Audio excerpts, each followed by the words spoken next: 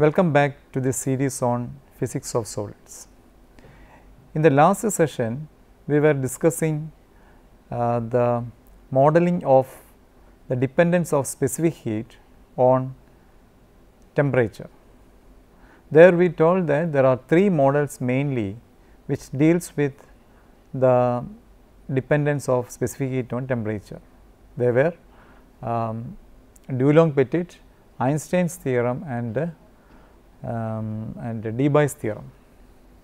So, among them we already discussed about the Dulong-Petit theorem, and we found out that the Dulong-Petit theorem is applicable only at high temperature, because the relation for the specific heat at constant volume Cv was found to be equal to 3 Nk, which is a constant value irrespective of the temperature. So, it does fit very well at high temperature, but for lower temperatures the Dulong-Petit model fails miserably. But in this context, Einstein tried to model the specific heat based on incorporating the quantum mechanical models, quantum mechanical concepts. So, like in the case of Dulong-Petit, let us see what all were the assumptions, the initial assumptions which the Einstein's theory or the Einstein's model of specific heat tries to make. Again we can classify the assumptions into three. First, just as in the case of Dulong-Petit, he also assumes that there are n atoms in the crystal and they are equivalent to 3n harmonic oscillators. Here the atoms in the solid are assumed again to be independent of each other and they do not interact with each other. And the third assumption, all atoms vibrate with frequency nu 0 and the energy of the atomic oscillators are multiples of n plus half into h nu 0. So, these were the three assumptions which the Einstein's theorem starts with. As you can very clearly see there, here also oscillators in solid is going to have discrete energies, right. The average energy of the oscillator is found out by Maxwell-Boltzmann statistics in the case of Einstein's theory. So, there although he is assuming some kind of a discrete energy levels, he is again utilizing the Maxwell-Boltzmann statistics for Einstein's theory. So, the total energy, if you assume that the average energy of the oscillator which is found out using the of a oscillator which is found out using the Maxwell-Boltzmann statistics is E bar, then the total energy for 3n number of oscillators will be 3n E bar, right. So, what is the first task? First task would be to find out the average energy for each oscillator, right. So, there for that purpose we will use the Maxwell-Boltzmann statistics. So, what is the expression for the average energy or the energy in the Maxwell-Boltzmann expression? It is very clear, sum over 0 to infinity n h nu 0 exponential minus of n h nu 0 divided n h nu 0 by k T divided by sum over 0 to infinity exponential minus of n h nu 0 by k T for n is equal to 0, 1, 2 up to infinity, right. Now, if you put x is equal to h nu 0 by k T, right, for just to make the mathematics simpler for ourselves. So, E bar is equal to h nu 0 is equal to e raised to x plus 2 e raised to 2x plus 3 e raised to 3x plus 4 e to, it goes on like that, divided by 1 by divided by 1 plus e raised to x plus 1 plus e raised to 2x plus e raised to 3x, etc.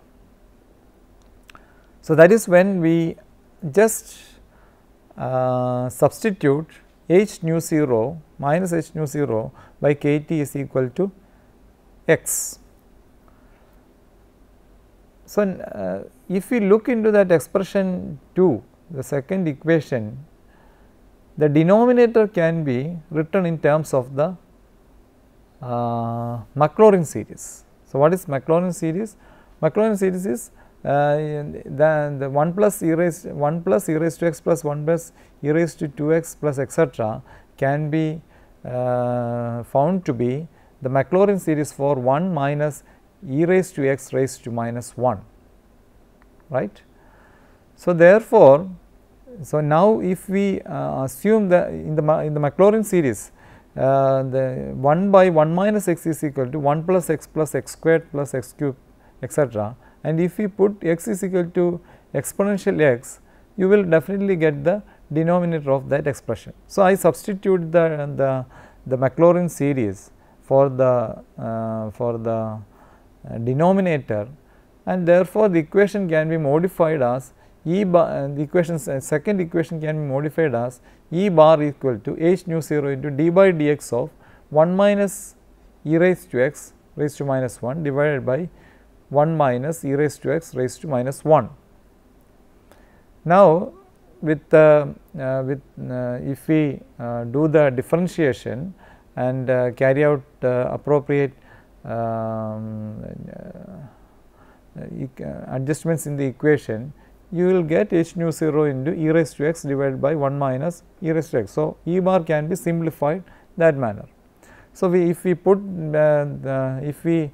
supply the values of x back to the equation, we will see that E bar is equal to h nu 0 by e raised to minus of x minus 1, and therefore, E bar equal to h nu 0 by e raised to h nu 0 by k t minus 1.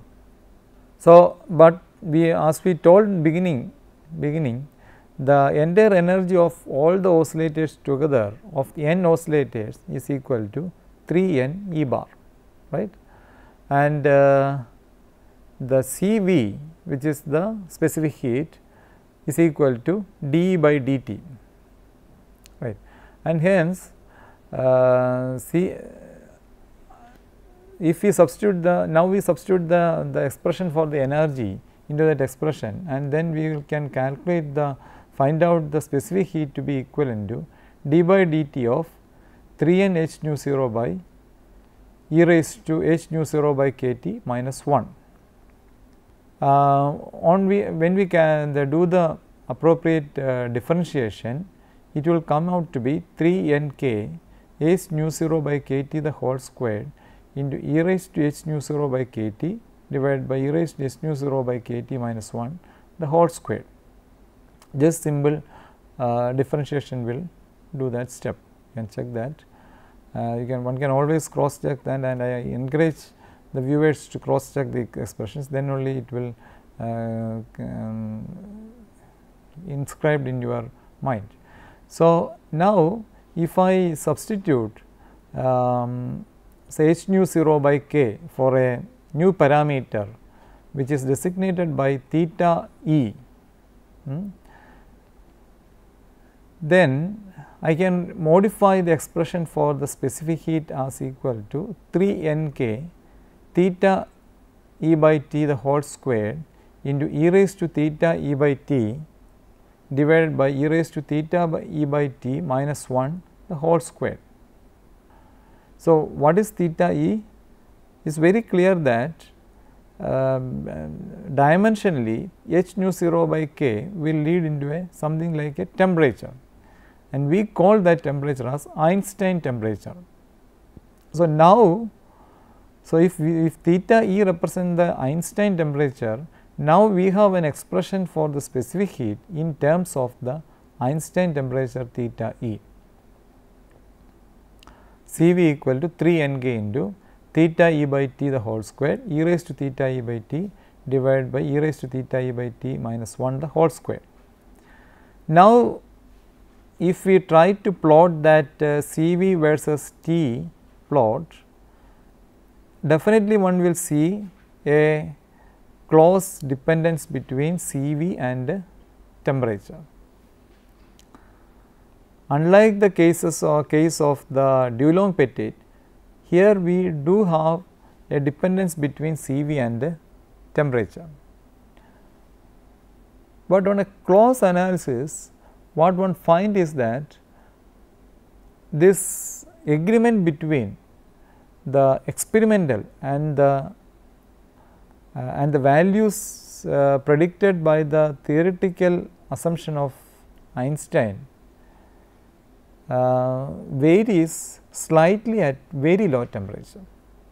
It is very clear from the image which I shown there, which is the CV versus T plot for diamond, which is fitted with the Einstein model. So, the solid line represents the Einstein model theoretically, and the open circles are actually representing the experimental data, and the broken line there is representing the Dulong-Petit line 3R CVT, CV equal to 3 NK.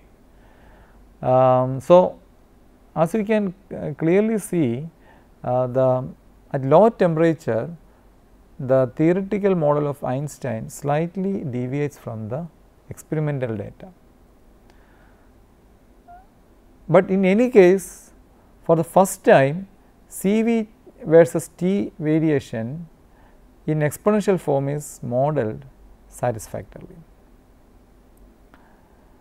But we do need more to improve on this model also, because in the low temperature Einstein's model was not really able to fully simulate the experimental value. Now, the question is that what could be the issue, right? What could be the reason why the Einstein model failed at low temperatures? One of the conclusions which came later was that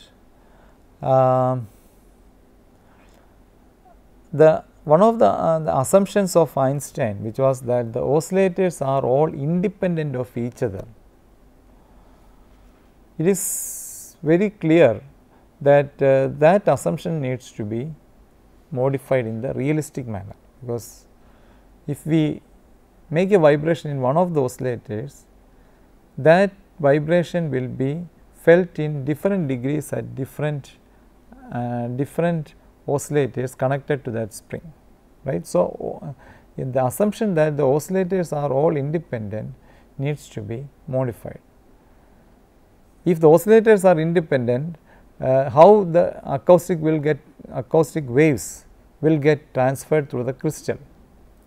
So, therefore, definitely Einstein model also requires correction starting from its central assumptions. So, in this context the Debye theory of the specific heat came into being. So, the assumptions there were then in the Debye's model were: 1, the motion of the atoms do affect their neighbors. That is the first and foremost assumption. Second assumption, there will be collective motion of the atoms with the same amplitude and constant phase difference. And the third one, lattice waves should be like sound waves.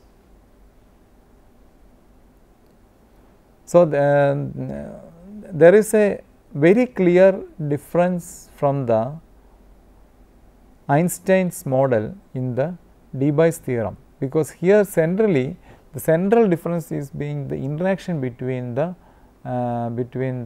atomic oscillators. Now, there is a very clear difference as far as the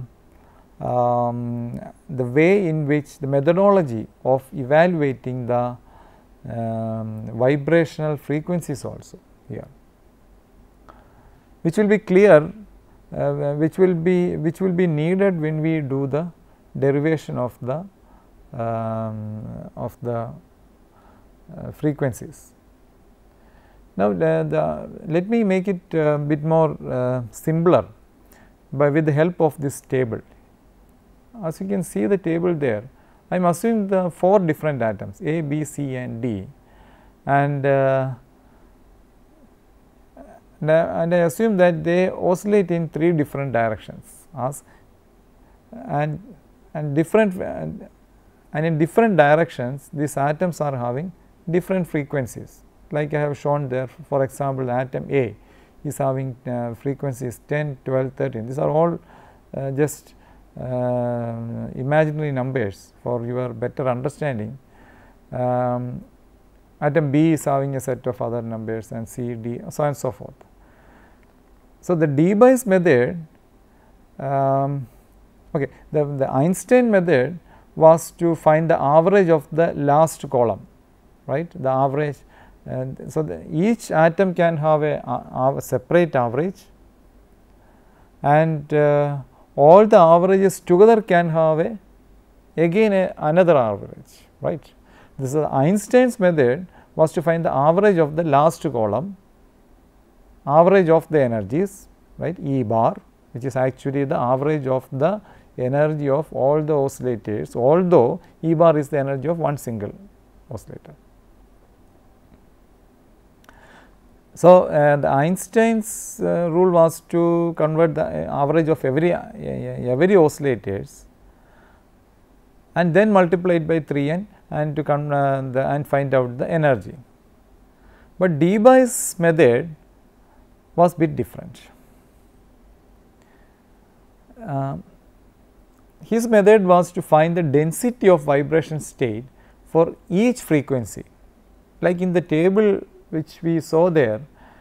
For 10 kilohertz you will have density equal to 2, right. So, what that 2 is, he denoted it by a number called Z nu in the Debye model, right. And in the Debye model he takes that Z nu and then it is integrated, then he integrated that Z nu, which is 2 for say 10 kilohertz, 1 for 9 kilohertz, those numbers were integrated the density for all the frequencies, and Z nu were later multiplied with the average energy of the oscillator. The average energy of the oscillator was actually found using the Einstein's model. So, that was the scheme or the methodology which Debye used basically.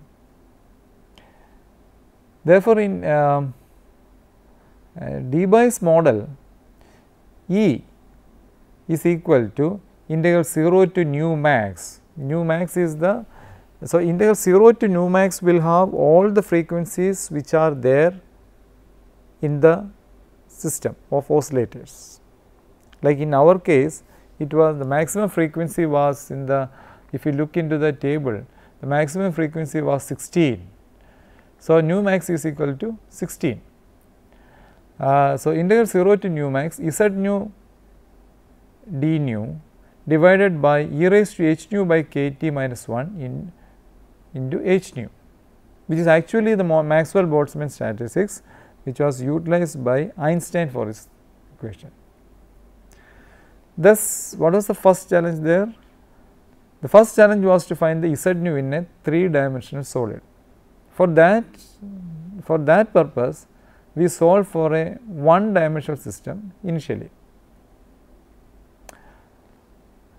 And we know that for the vibrations in a 1-dimensional solid, the wave equation will be dou squared u by dou x squared is equal to 1 by V x squared into dou squared u by dou t squared, right.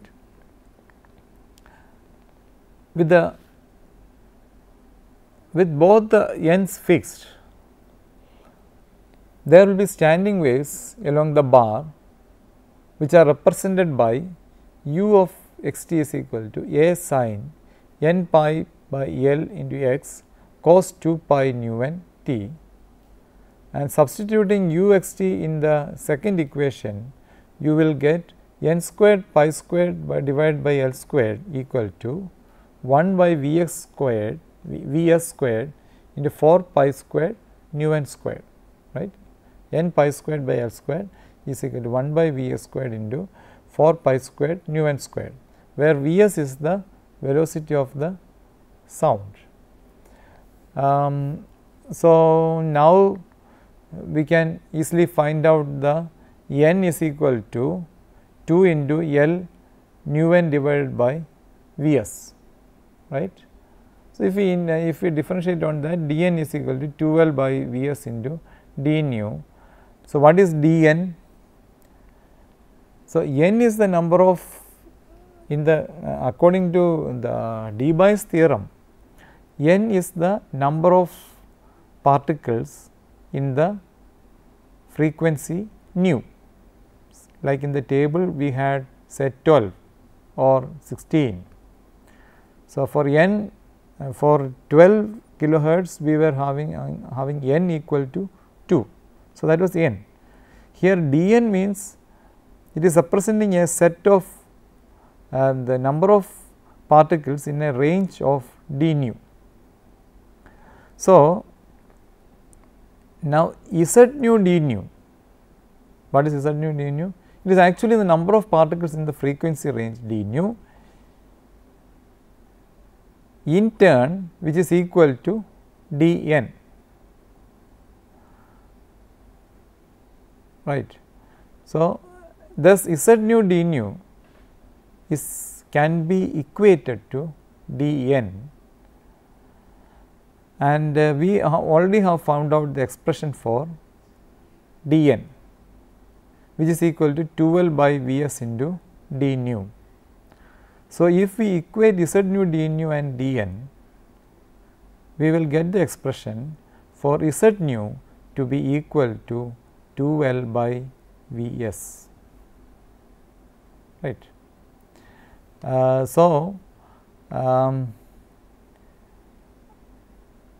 Now, we need to calculate finally the expression for Z nu d nu, right. In 3 dimensional, this second expression can be modified in the directions x, y and z. We need to incorporate 3 different directions. So, dou squared u by dou x squared plus dou squared u by dou y squared plus dou squared u by dou z squared is equal to 1 by Vs squared into dou squared u by dou t squared, and therefore, you will get u of x, y, z into t is equal to a sin n pi by L into x, sin of n pi by L into y, sin of n pi by L into z into cos 2 pi nu t, and that will lead into an expression Z nu d nu equal to 4 pi L cube into nu square divided by Vs cube into d nu. So, this is the expression for Z nu d nu in the 3 dimensional case, and the Debye actually takes into account a general characteristic of the elastic wave, right. For each frequency of vibration, there are 2 transverse and 1 longitudinal wave. This is a general characteristic. So, therefore, we can write down 1 by Vs cube is equal to 2 by Vt cube plus 1 by Vl cubed. Thus, equation 5 can be rewritten as Z nu d nu equal to 4 pi V into 2 by Vt cube plus 1 by Vl cube into nu squared d nu, right. Now, at this point, Debye introduces a frequency which is called the Debye frequency, which is a very critical parameter. So, what is Debye frequency? The Debye frequency is actually the highest frequency of vibration in the crystal. So, if we substitute the nu max by nu d, we can modify the expression and write it as E equal to energy equal to integral 0 to nu d h nu by exponential h nu by k t minus 1 into z nu d nu, where nu d is the dBi frequency and is the highest frequency of vibration in the crystal. According to dBi, limits of integration should be chosen such that total number of vibrations should be equal to 3n, right, because there are different set of atoms which we named it as A, B, C, D, or the different set of oscillators which we named as A, B, C, D, and correspondingly you will have 3 different directions and therefore 3n oscillators. Therefore, the total number of vibrations should be 3n, or if I integrate the Z nu d nu from the lowest frequency to the highest frequency, that should be equivalent to 3n. So, I can write down that integral 0 to nu d Z nu d nu equal to integral 0 to nu d 4 pi v into 2 by v t cubed plus 1 by v l cube into nu squared d nu equal to 3n. Again we know that d by nu d is the dBi frequency and is the highest frequency of vibration in the crystal. But according to dBi, at low temperature only few lower frequencies are excited, but at higher temperature all the possible 3n frequencies are excited, right. Now, let us try to find out the value of nu d. Now, using that expression of where we integrated the Z nu d nu, we can write it as 4 pi v into 2 by v t cube plus 1 by v l cube integral 0 to nu d nu squared d nu is equal to 3n. And if we utilize the, if we put the limits of integration and do the integration, you will get it as 4 pi v into 2 by v t cube plus 1 by v l cube into nu d cube by 3 equal to 3n, and from there you will get the expression for nu d cubed, the dBi frequency to be equal to 9n by 4 pi v into 2 by v t cube plus 1 by v l cube raised to minus 1. Now, if we substitute some typical values for v t and the v l, nu d will come out to be suggesting the distances of the order of angstroms, which is quite in match with the interatomic separation in the solids. This means that at nu d, crystal is considered to be discrete medium, unlike the case of Einstein model. So, that is the beauty of the dBi's model, because the nu d, that is the speciality of the dBi frequency, that now the crystal can be considered to be a discrete medium according to the dBi model.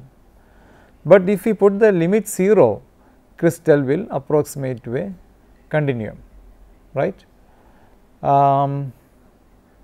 Now, if we put the expression for Z nu d nu also into the expression of E, which we derived as part of equation number 6, right, which was it will come out to be equal to integral 0 to nu d 4 pi v into 2 by v t cube plus 1 by v l cube h nu cube divided by exponential h nu by k t minus 1 d nu. And if we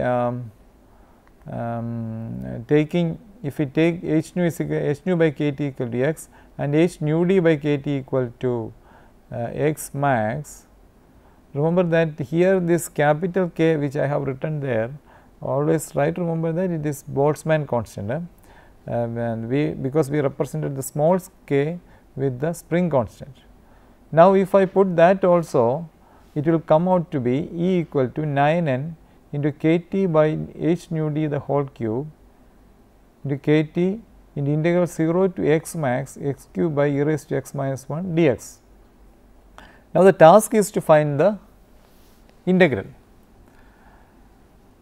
So, this integral is considered to be a special function of d by, which we call as the d by function. And if t is very small, x max can be approximated to infinity. Then in that case, that integral value, integral 0 to infinity x cube by e raised to x minus 1 dx can be calculated to be equal to pi raised to 4 by 15. So, if I substitute that also into that expression, that will come out to be E equal to 3 by 5 pi raised to 4 n k raised to 4 t raised to 4 divided by h nu d cube, and if I calculate the CV, which is d by dt, that will come to be 234 n k into k t by h nu d the whole cube. Now, theta d, which is the d by frequency, equal h nu d by k, right, and n k can be equal to r, which is universal gas constant. So, therefore, finally, the expression for CV will come out to be 234 r into t by theta d the whole cube. So, that is why we call the Debye's theorem as T cube law. Here we are talking about that at low temperature the CV is having a cubic dependence on the temperature, and the theta d can also be defined as the minimum temperature at which all frequencies in the solid are excited. This T cube law holds good for temperatures below 0.1 theta d and strictly valid for T below 0.02 theta d. So, when the temperature becomes higher, the x will become smaller, and then the x in the integral in equation 9 becomes smaller, and therefore, that integral will come out to be as you can see it will come out to be equal to 3 n k t, or CV is equal to 3 n k or 3 r, which is actually the Dulong-Petit's law.